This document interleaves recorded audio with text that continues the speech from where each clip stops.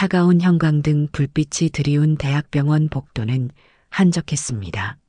초겨울 바람이 창문을 스치며 지나가는 소리만이 들릴 뿐이죠.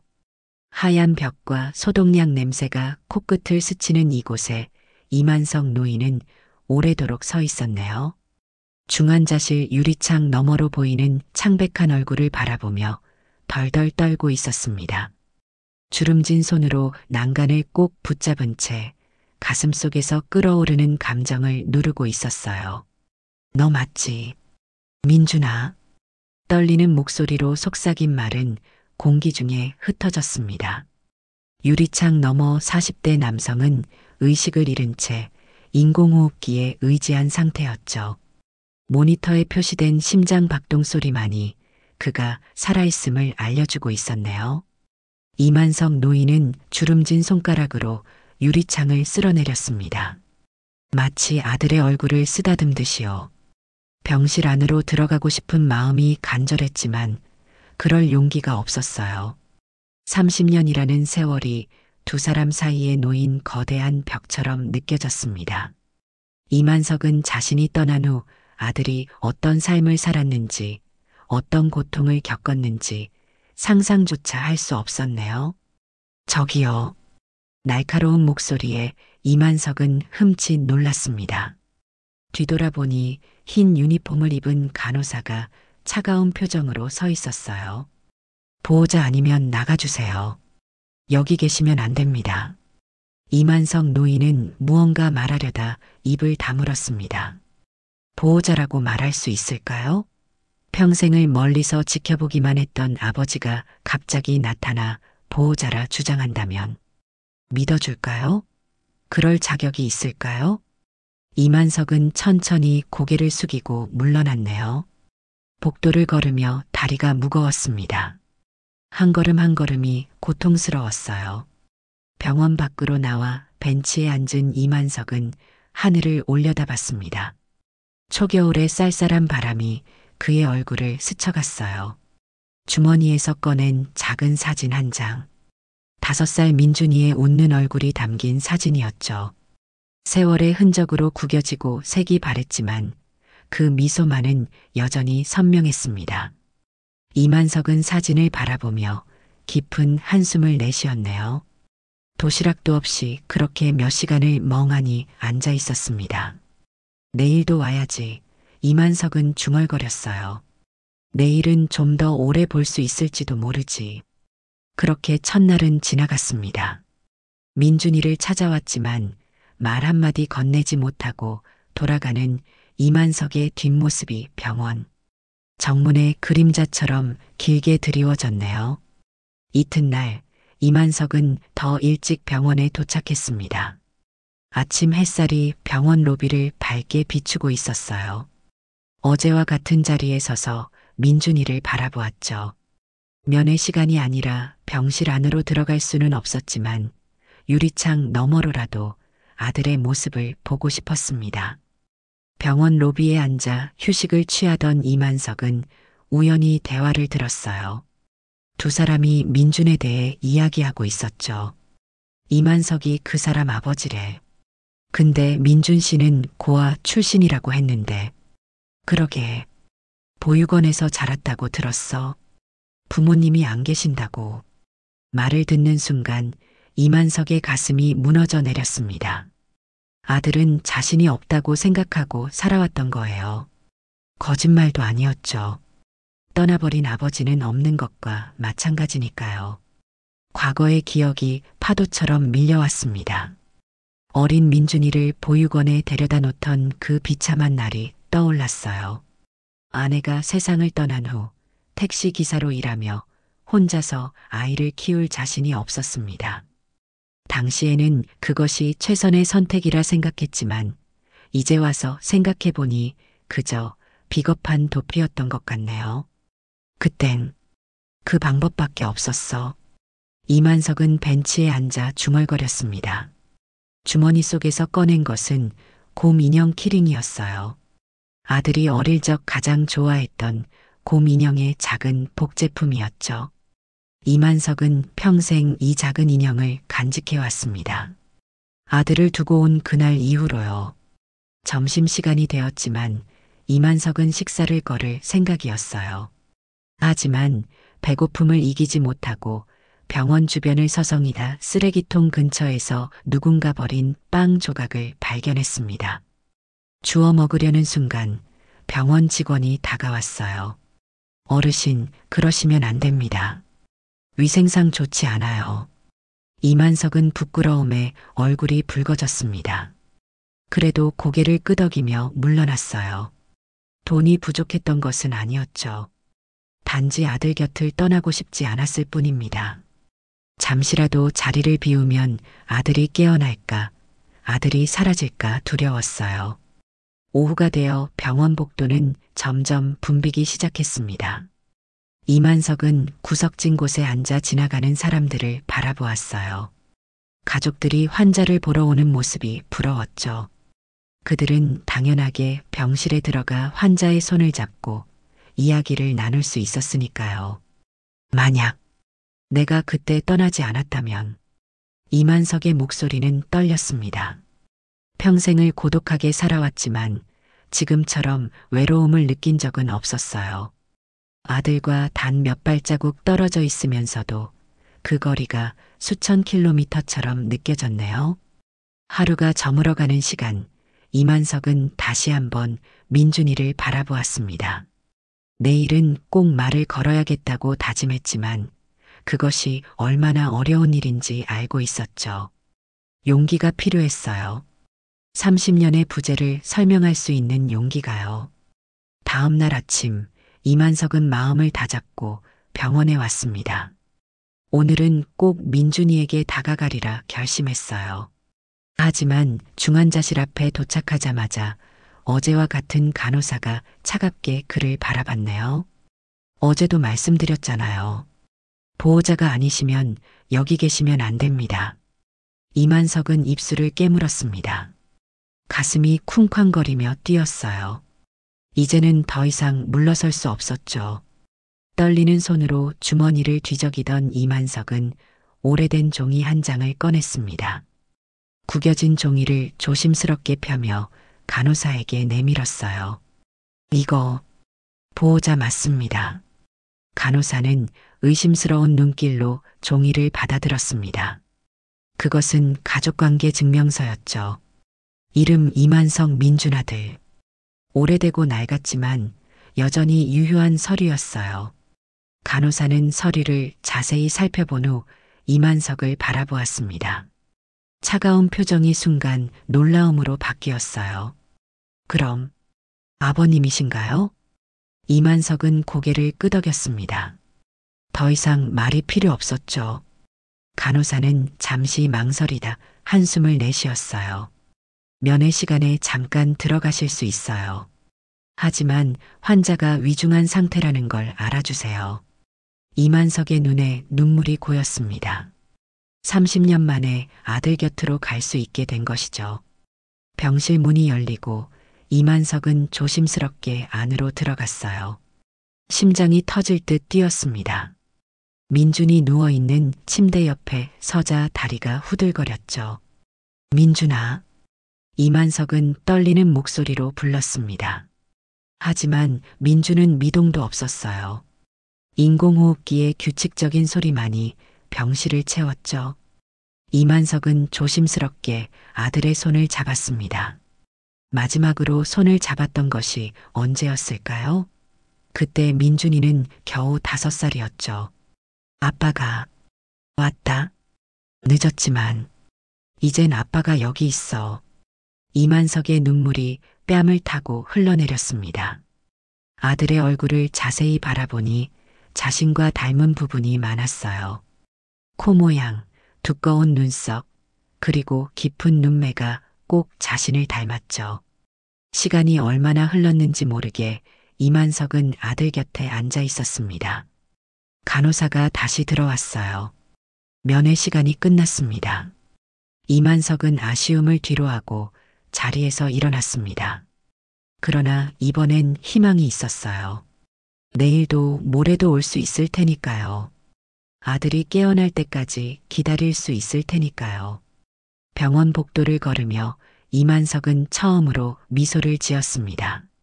작은 진전이었지만 큰 의미가 있었어요. 이제 그는 단순한 방문객이 아니라 보호자였으니까요. 아버지였으니까요. 일주일이 흘렀습니다. 이만석은 매일 병원에 출근하듯 나타났어요. 다른 보호자들처럼 도시락도 싸오고 필요한 물품들도 챙겨왔죠. 간호사들도 이제 그를 알아보고 가끔 미소를 건넸습니다. 특히 처음에 그를 내쫓았던 간호사는 이만석의 헌신적인 모습에 마음이 움직였는지 더 친절하게 대해주었어요.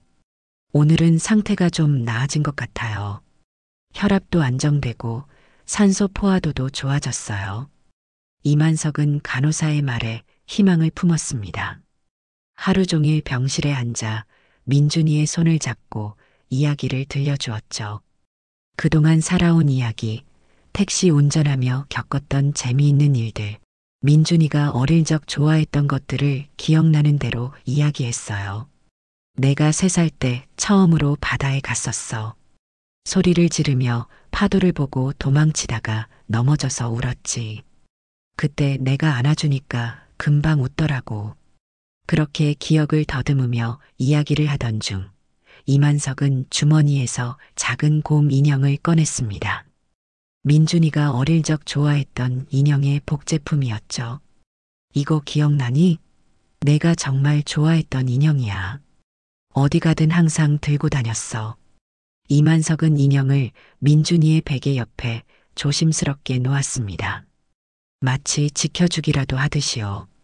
창밖으로 석양이 물들고 있었어요. 이만석은 창가에 서서 하늘을 바라보았죠. 세상 만사가 참 아이러니했습니다. 30년 동안 멀리서 지켜보기만 했던 아들과 이제야 가까이 있게 되었으니 말이에요. 복도에서 의사들의 대화가 들렸습니다. 이만석 씨 아들 상태가 좋아지고 있어요. 곧 의식이 돌아올 수도 있겠네요. 이만석은 가슴이 떨렸어요. 기쁨인지 두려움인지 모를 감정이 밀려왔습니다. 민준이가 깨어난다면 자신을 어떻게 대할까요? 기억은 하고 있을까요? 아니면 완전히 낯선 사람이 되어 있을까요? 많이 달라졌겠지. 이만석은 중얼거렸어요. 자신이 기억하는 5살 민준이와 지금의 40대 민준이는 너무나 다른 사람이었죠. 그 사이의 시간들을 모두 놓친 것이 이만석의 가장 큰 후회였습니다. 저녁이 되자 면회 시간이 끝났어요. 이만석은 아쉬운 마음으로 병실을 나섰습니다. 내일은 어떤 일이 기다리고 있을까 궁금했죠. 혹시 민준이가 깨어난다면 어떤 말부터 해야 할까요? 사과를 해야 할까요? 아니면 그저 곁에 있어주는 것이 좋을까요? 병원을 나서는 길, 이만석은 꽃집에 들렀습니다. 작은 화분을 샀어요. 병실에 생기를 불어넣어 줄 것 같았거든요. 집으로 돌아가는 길, 이만석의 발걸음은 어제보다 가벼웠습니다. 희망이 생겼으니까요. 다음 날 아침, 이만석은 평소보다 일찍 병원에 도착했습니다. 어제 산 화분을 들고 병실로 향했어요. 하지만 병실 앞에서 간호사들이 분주하게 움직이는 모습을 보고 걸음을 멈췄죠. 무슨 일이 있나 싶어 가슴이 철렁 내려앉았습니다. 무슨 일이 있나요? 떨리는 목소리로 물었어요. 간호사는 놀란 표정으로 이만석을 바라봤습니다. 아, 아버님, 좋은 소식이에요. 민준 씨가 방금 의식을 찾으셨어요. 이만석은 그 자리에 얼어붙었습니다. 기쁨과 두려움이 동시에 밀려왔어요. 아들이 깨어났다는 소식은 기뻤지만 자신을 어떻게 대할지 두려웠죠. 하지만 지금은 그런 걱정을 할 때가 아니었습니다. 아들이 깨어났으니 그곳에 있어야 했어요. 들어가도 될까요? 간호사는 고개를 끄덕였습니다. 네, 하지만 아직 혼란스러워 하실 수 있으니 조심하세요. 이만석은 심호흡을 하고 병실 문을 열었습니다. 민준이는 침대에 반쯤 일어나 앉아 있었어요. 얼굴은 창백했지만 눈은 또렷했죠. 이만석이 들어오자 민주는 고개를 돌려 바라보았습니다. 침묵이 흘렀어요. 이만석은 입을 열려고 했지만 무슨 말을 해야 할지 알 수 없었습니다. 30년 동안 하고 싶었던 말들이 있었는데 정작 이 순간에는 아무 말도 떠오르지 않았어요. 민준이 먼저 입을 열었습니다. 어르신, 누구세요? 그 말에 이만석의 심장이 무너져 내렸어요. 민주는 자신을 기억하지 못했습니다. 당연했죠. 5살 때 헤어졌으니까요. 이만석은 무슨 말을 해야 할지 몰라 그저 서 있었습니다. 저는 그냥 말을 이을 수 없었어요. 이만석은 침대 옆 테이블에 화분을 조용히 내려놓았습니다. 그리고 주머니에서 곰 인형을 꺼내 민준이의 베개 옆에 두었어요. 더 이상 머물 용기가 없었습니다. 아들의 눈을 마주칠 수 없었죠. 좋아지셨다니 다행입니다. 이만석은 그 말만 남기고 병실을 나왔습니다. 복도를 빠르게 걸으며 눈물을 참았어요. 이렇게 될 줄 알았지만 막상 현실이 되니 너무 아팠습니다. 아들은 자신을 모르고 자신은 아들에게 아무것도 해주지 못했어요. 병원 로비에 도착해서야 이만석은 발걸음을 멈추었습니다. 가슴이 터질 듯 아팠어요. 벤치에 앉아 얼굴을 손으로 감쌌죠. 어떻게 해야 할까요? 그냥 돌아가 버려야 할까요? 아니면 진실을 말해야 할까요? 그때 누군가 이만석의 어깨를 두드렸습니다. 고개를 들어보니 아까 그 간호사였어요. 어르신, 이거 드릴게요. 간호사는 이만석에게 가족관계 증명서를 내밀었습니다. 이만석이 민준이의 아버지임을 증명하는 서류였죠. 민준 씨에게 드릴까 했는데 어르신이 직접 말씀하시는 게 좋을 것 같아서요. 이만석은 간호사의 친절에 깊이 감사했습니다. 하지만 아직 용기가 나지 않았어요. 그래서 서류를 받아 주머니에 넣었죠. 감사합니다. 하지만 지금은 시간이 좀 필요합니다. 병원을 나온 이만석은 근처 공원으로 향했습니다.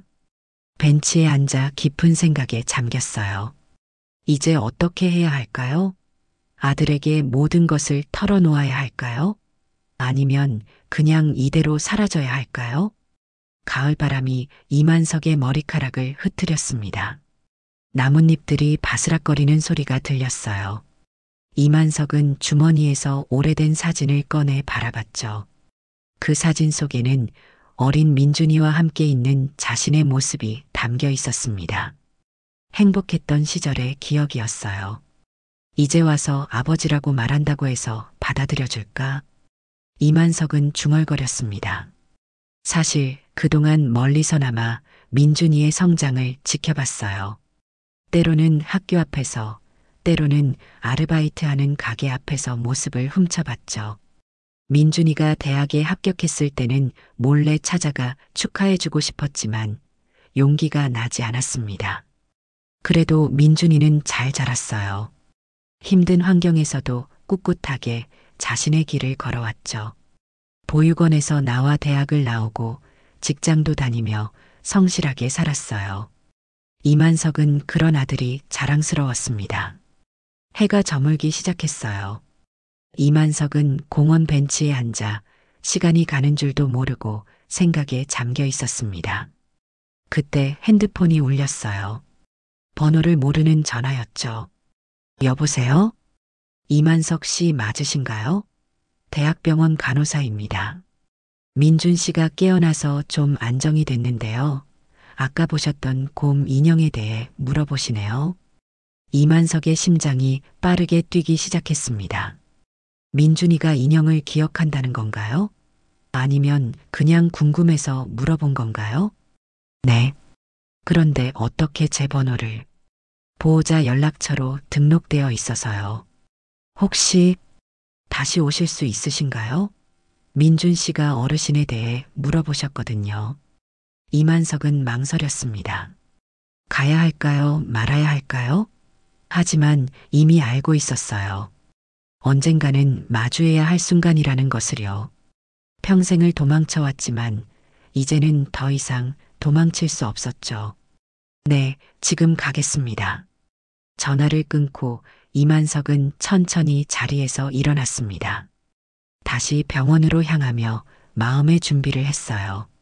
무슨 말을 해야 할지, 어떻게 설명해야 할지 생각했죠. 하지만 아무리 생각해도 적당한 말이 떠오르지 않았습니다. 병원에 도착해 엘리베이터를 타고 병실로 향했어요. 문 앞에서 잠시 멈춰 섰습니다. 심호흡을 하고 문을 두드렸죠. 들어오세요. 민준의 목소리였습니다. 이만석은 떨리는 손으로 문을 열었어요. 민준은 침대에 앉아 창밖을 바라보고 있었죠. 이만석이 들어오자 천천히 고개를 돌렸습니다. 민준이 이만석을 바라보았습니다. 그의 눈에는 혼란과 궁금증이 가득했어요. 침대 옆 테이블 위에는 이만석이 놓고 간 곰 인형이 놓여 있었죠. 이만석은 불안한 마음으로 병실 안으로 들어섰습니다. 의자에 앉으라는 민준의 손짓에 따라 조심스럽게 자리에 앉았어요. 이 인형, 민준이 곰 인형을 집어들었습니다. 어디서 구하셨나요? 이만석은 목이 메었습니다. 무슨 말부터 해야 할지 몰랐어요. 진실을 말해야 할까요? 아니면 그냥 우연히 가지고 있던 거라고 둘러대야 할까요? 그건 내가 어릴 때 가지고 놀던 인형이란다. 민준의 눈이 커졌습니다. 제가요? 어떻게 아세요? 이만석은 주머니에서 가족관계 증명서를 꺼내 민준에게 내밀었어요. 떨리는 손으로 서류를 건네며 말했죠. 이건 우리의 관계를 증명하는 서류야. 민준은 의아한 표정으로 서류를 받아 펼쳤습니다. 서류를 읽는 동안 그의 표정이 점점 굳어갔어요. 이만석은 심장이 터질 것 같았죠. 시간이 얼마나 흘렀는지도 모르게 정적이 이어졌습니다. 이게 진짜인가요? 민준의 목소리가 떨렸어요. 이만석은 고개를 끄덕였습니다. 그래, 사실이야. 민준은 서류를 내려놓고 곰 인형을 다시 바라보았어요. 이 인형, 어렴풋이 기억나는 것 같아요. 제가 항상 들고 다녔던. 맞아. 이만석은 미소를 지었습니다. 내가 정말 좋아했던 인형이야. 어디 가든 들고 다녔지. 또다시 침묵이 흘렀어요. 민준이 생각을 정리하는 시간이 필요했죠. 이만석도 서두르지 않았습니다. 30년을 기다렸는데 몇 분 더 기다리는 건 문제가 아니었어요. 왜? 민준이 마침내 입을 열었습니다. 왜 절 버리셨어요? 그 질문은 예상했지만 여전히 가슴 아팠습니다. 이만석은 깊은 한숨을 내쉬었어요.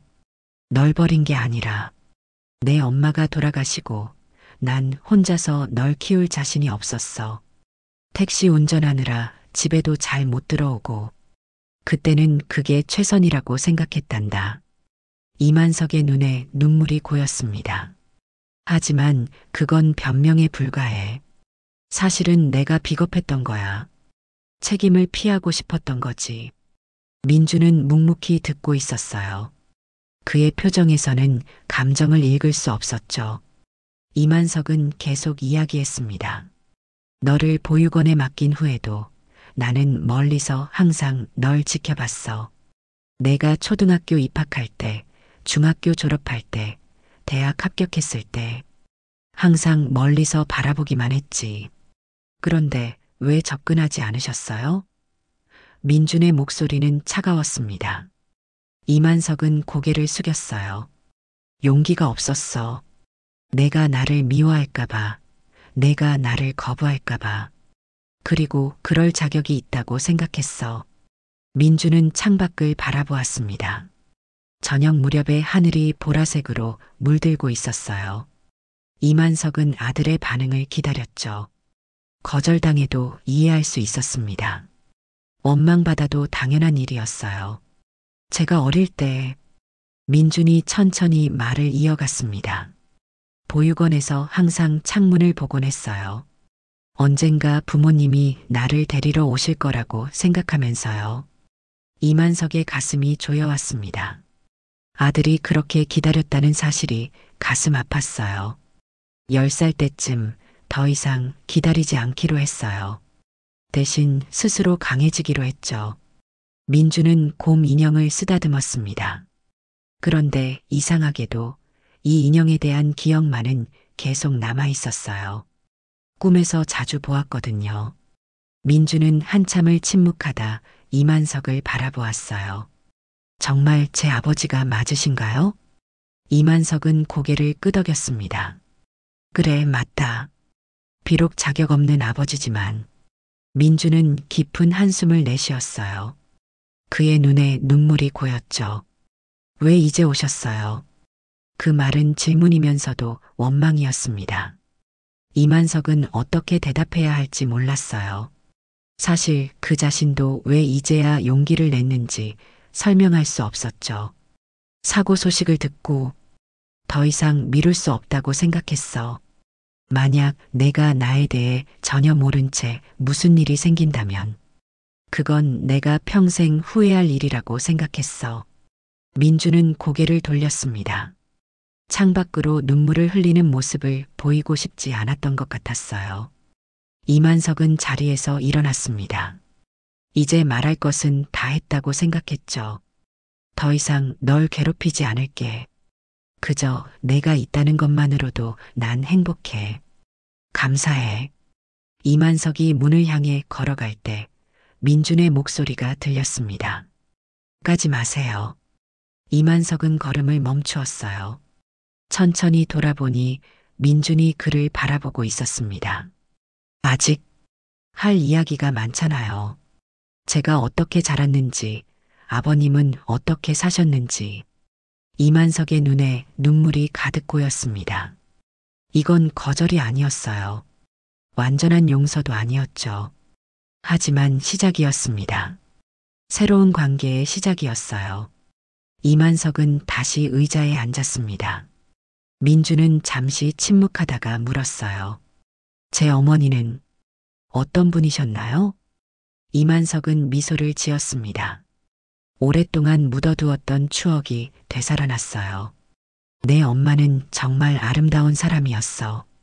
웃을 때마다 주변이 환해지는. 이야기를 나누는 동안 창밖으로는 별들이 반짝이기 시작했습니다. 병실 안에서는 30년의 빈 공간을 메우는 이야기가 오갔어요. 때로는 웃음이, 때로는 눈물이 함께했죠. 간호사가 체크를 위해 들어왔다가 두 사람의 모습을 보고 살며시 나갔습니다. 이만석의 주머니에서 무언가가 떨어졌어요. 민준이 주워보니 낡은 사진 한 장이었습니다. 이건 사진 뒷면에는 작은 글씨로 쓰여 있었습니다. 민준이 생일날 꼭 안아주고 싶다. 민준은 사진을 바라보다 이만석을 쳐다보았어요. 말없이 손을 내밀었습니다. 이만석은 떨리는 손으로 아들의 손을 잡았죠. 30년이 걸렸습니다. 하지만 아버지는 한 걸음도 뒤처진 적 없었어요. 언제나 그곳에 있었고 이제야 마침내 돌아왔습니다. 앞으로 같이 있어도 될까요? 민준의 질문에 이만석은 고개를 끄덕였습니다. 더 이상의 말은 필요 없었어요. 두 사람의 손은 30년의 시간을 뛰어넘어 마침내 하나가 되었습니다. 병실 창문으로 보이는 하늘에는 밝은 별 하나가 유독 환하게 빛나고 있었어요. 마치 이들의 재회를 축복하는 듯이 말이죠.